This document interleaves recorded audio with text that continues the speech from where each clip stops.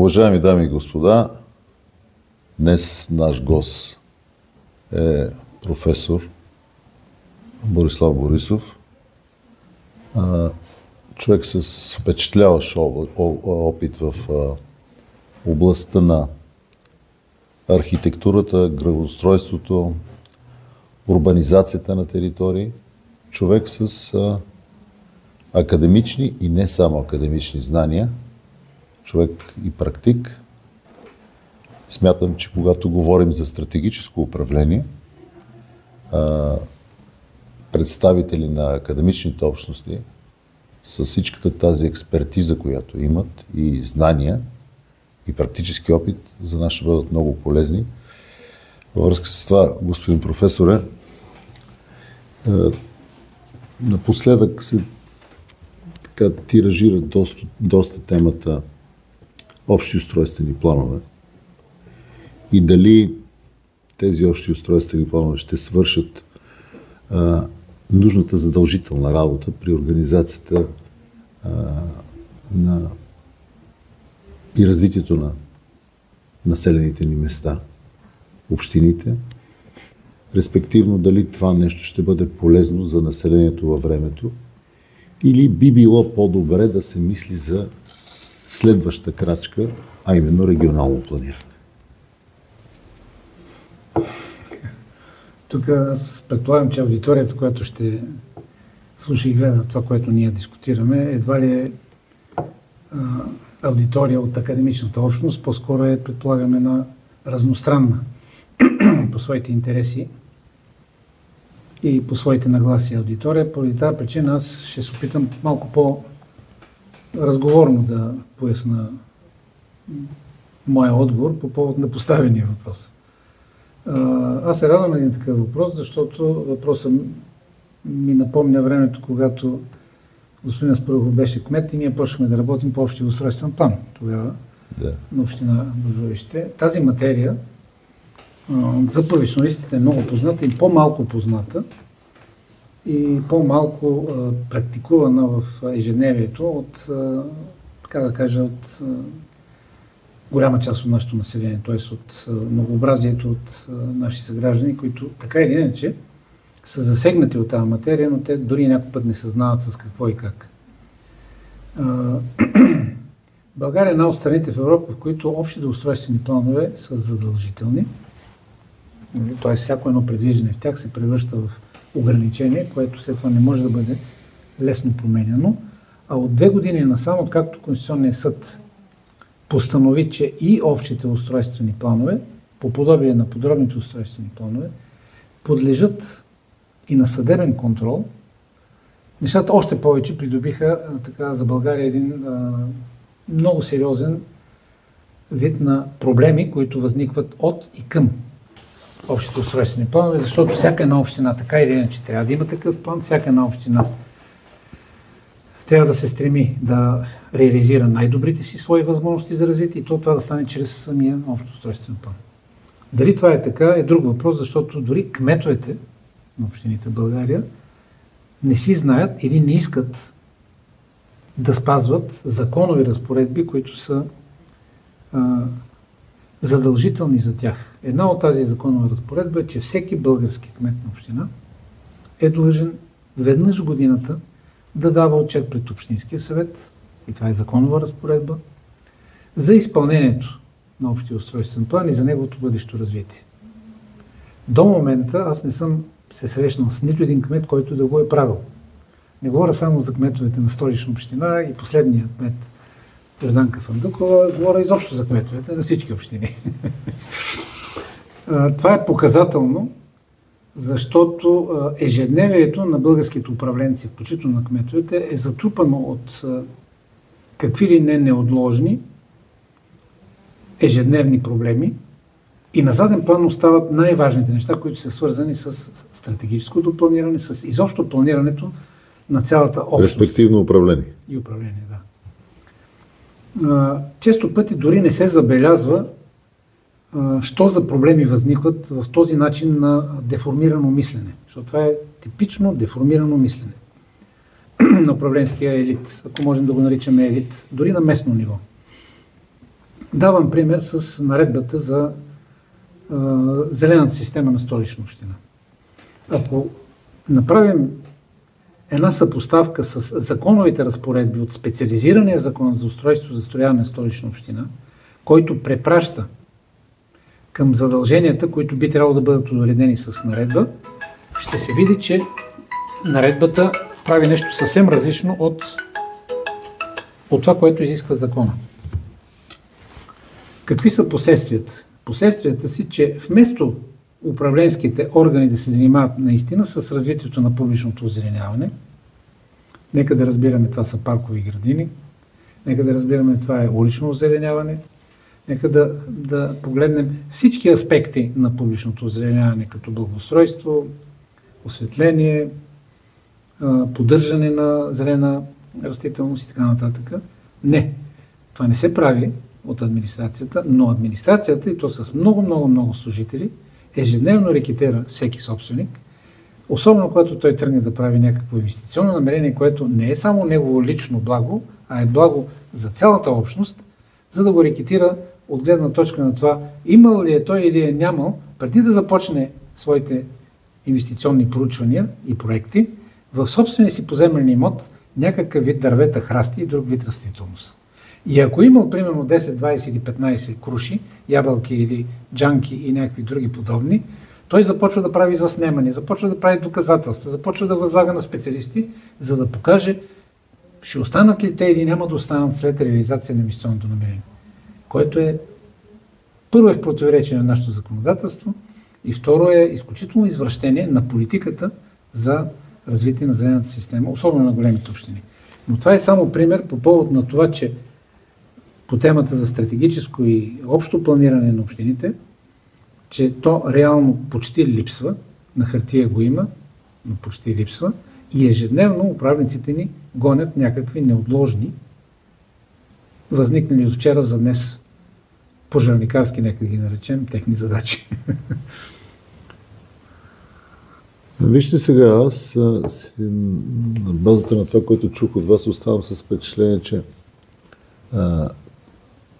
като че ли в политиката влизат немалко не до край подготвени хора. И това очевиден факт. Това не само, че може да се забележи, но аз имам чувство, че това се е превърнало и в нещо, което е едва ли не почти задължително. Защото си дам веднага и други примери, с които може да се унагледи. Правейки общинско, да речем, тъй като говорим предимно за общините, но това важи и за не само за общинското планиране, то би трябвало да бъде направено така, че да бъде реализуемо. Нещо, което планираш, но не е реализуемо, е свързано с заболяване, което може да е, ако правим аналогия с други типове заболявания, това е тежко психическо разстройство. Тъй като да планираш нещо, което не можеш да направиш, това по-скоро е вредно, отколкото е полезно. Какво се получава в общините? Ако се погледнат тези планове, за които говорим, и пак ще дам пример с Столична община, ами тя за 100 години, с всички публични средства, които разполага, тя не може да реализира дори отчуждаванията за публични инвестиции. Има преди за озеленяване, за друга инфраструктура, предимно комуникационна, и за други публични предвиждания, които са свързани с реализация на цялата социална инфраструктура, не само техническата. Възниква въпроса, добре, а защо е планирано тогава това? Отговор не постъпва. Поради тази причина, пак чрез решение на Конституционния съд, преди 3 години, се обяви като противоконституционен един от текстовете в Закона за устройство на територията по повод на отрежданията за озеленяване, където беше записано преди това, че са нужни 15 години. Мотивът на Конституционния съд беше следният, че 15 години е твърде дълъг срок. За всеки един човешки живот това е твърде дълъг срок, за да чака някой собственик да бъде отчужден заради предвиждането по съответния план за озеленяване на неговия поземен имот. Сега, някой ще каже, 15 години не са кой знае колко, но в София случаите не с 15, с 20, с 30, с 40, с 50 години на подобни предвиждания и нерешени казуси са хиляди, да кажа десетки хиляди. Така че бих казал поклон пред Конституционния съд, че все пак се намери едно тълкуване на един текст в закона, който беше обявен с противоконституционен. Но какво показва от гледна точка на въпроса, свързан с така нареченото социално, стратегическо или общо общинско планиране? Когато се правят такива публични предвиждания, които залегат след това в конкретни планове като задължителни и те са нереализуеми, какво се получава? В крайна сметка се получава страхотен и социален, и икономически, във всяко ново отношение, голям проблем за нашето общество. Сега, и създаване на допълнителни дефицити на доверие. Освен това, дефицити на доверие, но се създават и едни много добри обстоятелства за корупционна среда. Нали? Защото има, така да се каже, хора, които са склонни да направят ниша чрез контакти, както в момента се разследват случаи с така наречения нотариус, нали? С контакти, с нали, влияние, да се решават трудно решими въпроси, грубо казвам. Нали? По изключение, ако мога така да се изразя. Но нашето общество, за да е здраво, за да може да се развива, не трябва да бъде на принципа на изключенията, трябва да бъде на принципа на нормалното планиране и развитие. Сега, ще дам още един пример. Като за какъвто сте бил кмет, нали, на община. По Закона за регионалното развитие има регламентиран така наречения план за интегрирано развитие на общината. Това са 7 годишни планове, които планират и инвестиции, и време за реализация. Тоест, те са така регламентирани, че чрез тези планове, общински пак, в рамките на обозрим срок, общините са длъжни да направят свои реализации по отношение на предвижданията на съответните планове. Смяташ ли, че го правят това общините? Ами, в някаква степен колегите се стараят. Може би. Но де-факто нещата не опират само, да ви кажа, в действията на общините. Твърде често и комуникацията с държавата отсъства.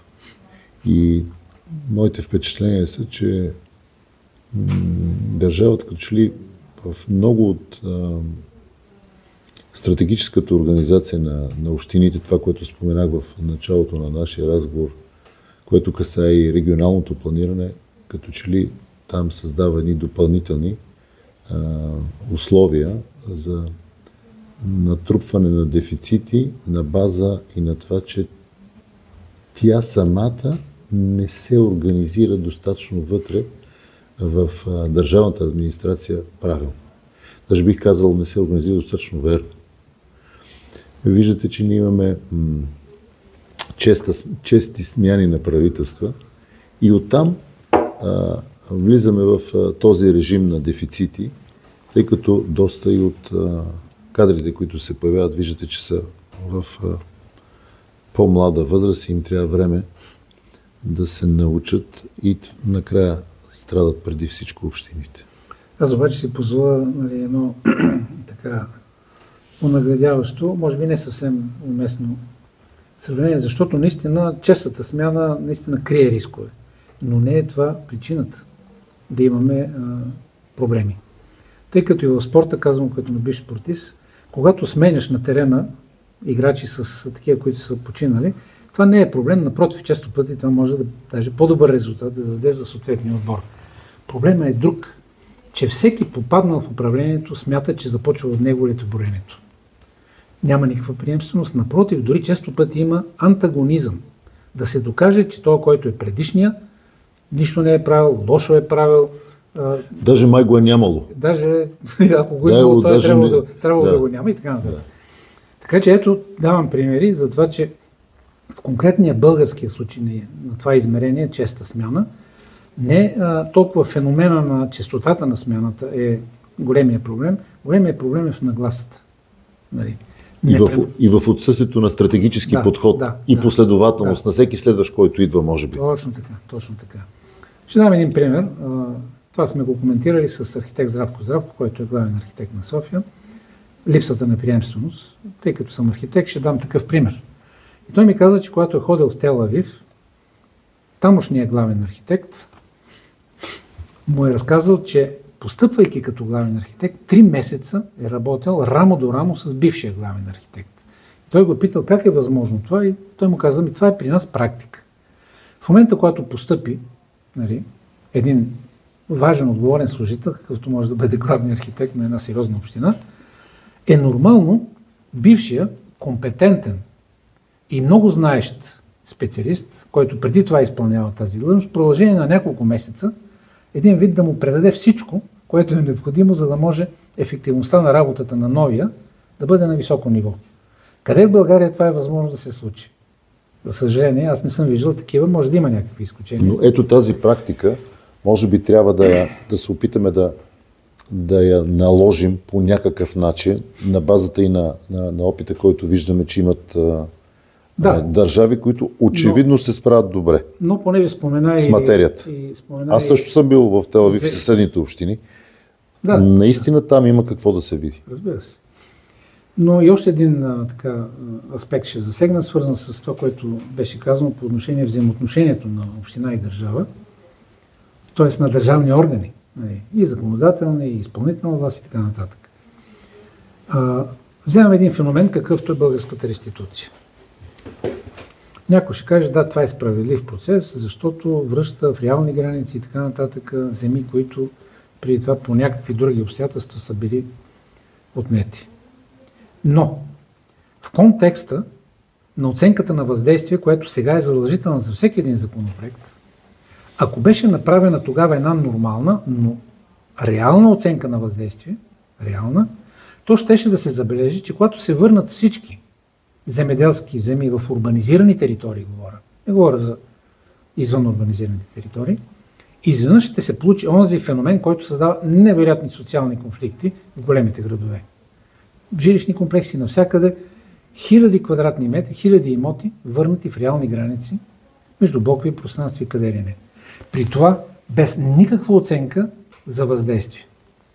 Вследствие на това общините, обезкървени и без възможности да направят общинските бюджети така, че да се справят с този феномен, защото частично тези земи трябва да бъдат отчуждени, било заради зелена система, било заради някакви други публични предвиждания, но няма откъде да се вземат тия средства, а пък държавата не е предвидила такъв източник на финансиране, който да компенсира общинските бюджети за нанесените щети следствие на такава реформа. Аз между другото не знам такава реформа да е правена в другите източноевропейски страни. Само в България мисля, че се получиха такива феноменални тенденции, които доведаха до невероятни. Те са буквално аномалии. Пълни аномалии са, да. Пълни аномалии са. При това искам да кажа, че този двоен стандарт на така наречените политици е изключително неморален. И ще кажа в какъв аспект. Първоначално връщането на земите беше по посока на справедливостта спрямо бившите собственици. След това обаче на тези бивши собственици, които успяха да си върнат до голяма степен тези земи, срещу тях настроиха останалата част от населението и това се превърна в един от най-големите конфликти в Столична община и в другите големи общини. И не само големи, навсякъде го има. И навсякъде ли го има? Абсолютно категорично. Да. Тоест, с едната ръка се прави едно, с другата ръка и то на принципа, съжаляваме, сега 1, 2 или 3 собственика в еди кои си, условно казано между блокови пространства, за нас са по-малко избиратели, отколкото тези стотици или хиляди избиратели в блоковете. Съжаляваме, но ние ще подкрепиме желанието на тези собственици на апартаменти в блоковете, независимо, че те не са законни. Защо? Защото законно е върнат поземления имот, законно е влезъл пълна в сила, законно е примерно направен съответния проект и всичко е направено законно. Напълно законно. И извънш обаче блесва този голям социален проблем, на конфликт между различни интереси. Интересите на тези, които искат да си реализират своите инвестиционни намерения, интересите на тези, които казват, ние сме свикнали тук да ни е широко, да гледаме Витоша, да има повече зеленина, въздух и така нататък. И възниква въпроса, кой е прав и кой е крив. И ако трябва да дешифрираме ситуацията, няма как да не стигнем до така наречените политици, които генерираха тия проблеми. Да, но без да звучи като оправдание, в началото на прехода, когато се стартираха всичките тези процедури, като че ли хората нямаха и достатъчно опит. И може би грешката, която се е допуснала, тогава това трябва да остане и в исторически план, да ни я допускаме повече, може би ще трябва да се търсят и практики, които са наистина били достатъчно отговорни в това да мислят не само за настоящето, а и такива практики, които са с поглед в бъдещето. И си мисля, че ако ние наложим във времето онова, което бихме го формулирали като воля за бъдеще, ще трябва да се съобразяваме с онова, което сме допуснали като грешки в миналото. Ние трябва да останем в реалностите и да вярваме, че бъдещето е онова, което дължим на поколенията, които идват след нас. Много ми се иска да помислим върху факта, че отделните общини не са острови сами за себе си. По-скоро интеграцията между общините на регионален принцип би трябвало да залегне като стратегически подход в управлението и на база географското разположение на общините. Върху това нещо ми се иска така малко да споменете, да споделите какво мислите и дали това нещо в времето би създало по-добра среда за развитие на общините, тяхното взаимодействие, като организация на живот и на гражданите. Това е интересен въпрос. Едва ли аз съм точно човек, който може да даде някаква формула като рецепта. Може би в това отношение трябва да се ползват не само експерти и хора с голям опит и знания, но трябва да се правят и, така да се каже, проучвания на гражданите. А те сами да дефинират своите потребности. Тоест да се ползват тези две форми на търсене на конкретно решение чрез експертиза от една страна и чрез обществено мнение от друга страна. Аз веднага мога да дам конкретни примери. Ние може в тази ситуация да споменем факта, че в транспортно-комуникационните схеми, организацията на транспорта между населените места би могло да има такъв тип организация. Когато говорим за водопроводи, канализации, когато говорим за оптимизация на експлоатационните разходи в дружествата, които би следвало да се развият. Ето имаме дружества, които са направени абсолютно нелогично, според мен. Говорим за експлоатационните дружества. Да, и те са абсолютно нелогични. За водните или за електрото? Или? За водните, защото електрото е по-възможно. ВиК-тата в България са предимно държавни. Има само едно, което е общинско, това е Столично. Да. И не знам точно какво визираш в тази традиция, между другото, българска, този проблем да бъде... на няколко общини, да, конкретен пример, на няколко общини, ако канализацията им завършва в едно пречиствателно съоръжение, това е оптимизация на експлоатационните разходи, защото това пречиствателно съоръжение ще трябва да се експлоатира по различен начин от това да се работи на парче. Значи това е свързано наистина с професионален подход и професионално планиране. И географско разположение. Разбира се. Но аз бих казал, че тук няма също рецепта да се каже да, по-добре е 5 общини. Иска индивидуален подход. Категорично и то строго индивидуален подход. Още повече самия пример с водните експлоатационни или ВиК дружествата, както ги наричаме, е още местен до голяма степен въпроса, тъй като ние нямаме национална мрежа и не е възможно да имаме национална мрежа, тъй като водните източници са географски обособени, нали? Yeah. А канализационната система в повечето случаи, не говоря винаги, но в повечето случаи е селищно ориентирана. Тоест малко са случаите, при които една канализационна система може да обслужва повече от едно населено място. Така че те са такива местни планирания и имам един особен пример за това. Това е бивш кмет на София Иван Иванов, който е специалист точно по ВиК. Той е завършил Мюнхен, ВиК специалност и е правил фактически ВиК системата на София. После, когато завършва войната, има твърдение, че той е бил така преследван заради управленските си функции преди Втората световна война. Мисля, че 1934 година е станал кмет. И когато започват да се правят язовир Искър и там други сериозни, много сериозни проекти за водоснабдяване на София включително, и българските власти се обръщат към тогавашния Съветски съюз за съдействие. Отговорът, който идва, е следния. Ами вие имате един уникален специалист. Достатъчно е да го ползвате него, Иван Иванов. Но наистина косвено засегнах възможния отговор по този въпрос, че специално тези неща, свързани с този вид планиране, трябва да се решават от много, много добри специалисти. И хора с впечатляващ опит да. по региони, които реално са запознати с проблематиката. Точно така. По места. Точно така.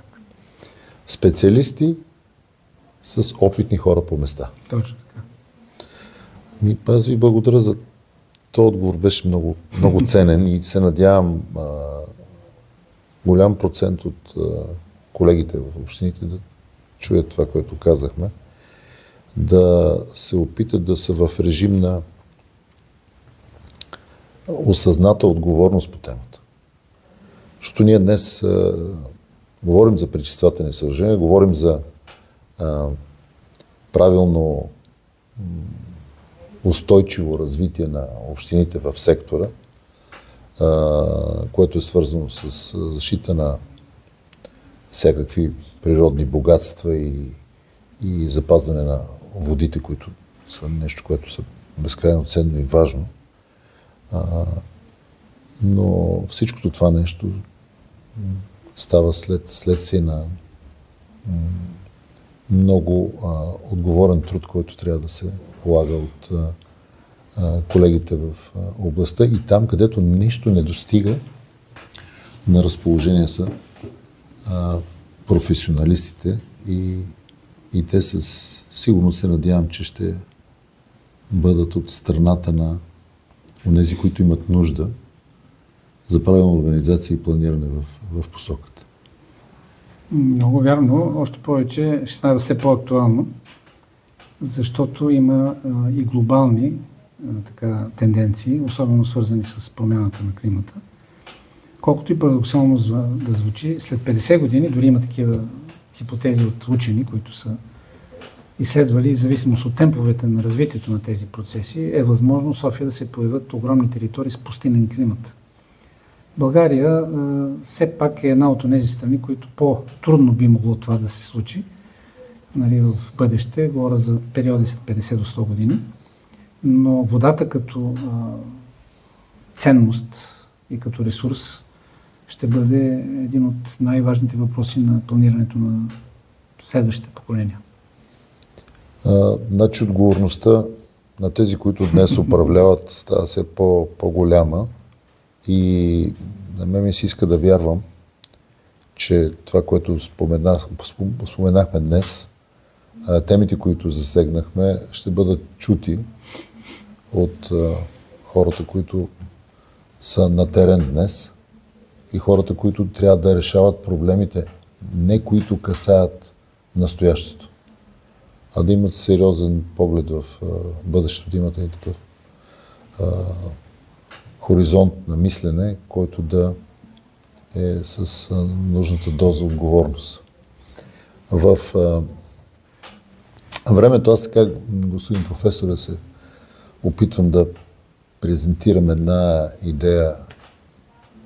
Създадохме един модел, моделът ние.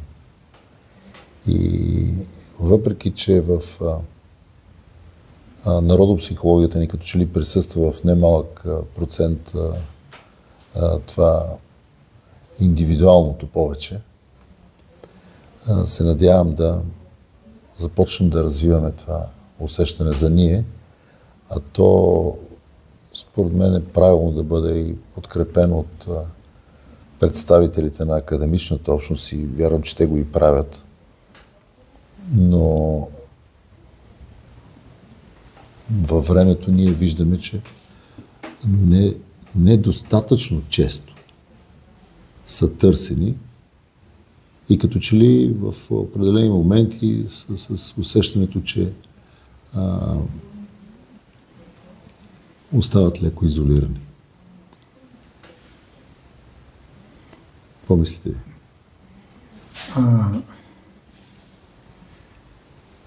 Ако правилно съм така усетил, нали, контекста на въпроса, то няма как да не го свържа с криво разбраната демокрация, където всеки срещу всеки и всеки против всеки. Това не прави общност. Нали, това не прави това, което наричаш ние. Нали, а пък наистина България се нуждае от общ модел за своето бъдеще.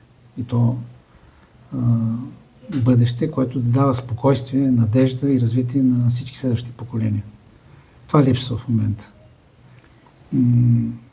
Дори като наблюдаваме тези постоянни конфликти, политически и не само политически, и икономически, някои свързани дори с саморазправа и убийства и така нататък, предполагам, че това има много неприятно и така пагубно влияние върху голяма част от не само младите хора, но предимно между тях. А България се нуждае от своя национална концепция и стратегия за развитие, от свой нов идеал за своето бъдеще. Като че ли по-често трябва да се говори за достоинство, чест, гордост, а не да говорим в ежедневието си.